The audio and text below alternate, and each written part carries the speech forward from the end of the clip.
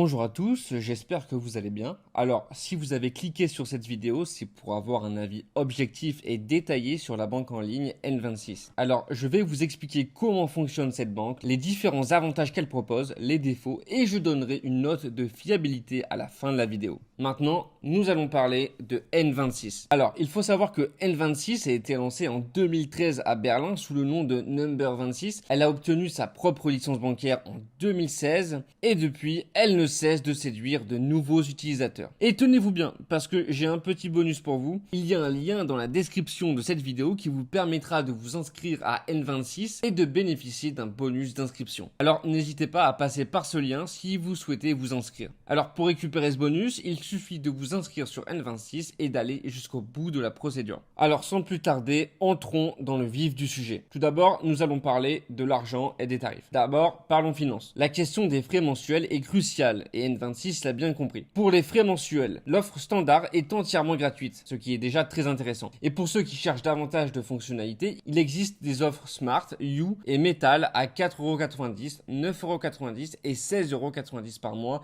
respectivement. Ensuite, pour le coût de la carte bancaire, alors il faut savoir que la carte associée à l'offre standard est gratuite, tandis que les offres premium incluent des cartes au design un peu plus élaboré. Pour les retraits à l'étranger, si vous êtes à l'étranger, l'offre You vous permet des retraits gratuits en devises étrangères, ce qui peut représenter une économie non négligeable. Ensuite, nous allons parler de la facilité d'utilisation. Alors, pour l'appli mobile, faut savoir que l'application N26 est très bien notée, notamment sur l'Apple Store, où elle a obtenu une note de 4,8 sur 5, donc elle est à la fois intuitive et fonctionnelle, permettant une gestion aisée de vos finances. Pour les distributeurs, N26 n'a pas encore de distributeur propre, mais elle est compatible avec un grand réseau de distributeurs en Europe. Le nombre de retraits gratuits dépend de votre abonnement. Ensuite, nous allons nous intéresser aux services proposés. Alors, pour les types de comptes. Alors, N26 est efficace en ce qui concerne les comptes courants, mais il n'offre pas de compte épargne ni d'option d'investissement, ce qui est une limite pour une banque plutôt moderne. Et pour les prêts et les crédits, il faut savoir que N26 est en collaboration avec United Credit et N26 propose des prêts allant de 1000 à 50 000 euros avec une réponse presque immédiate, entièrement en ligne. Maintenant, nous allons nous intéresser aux services clients.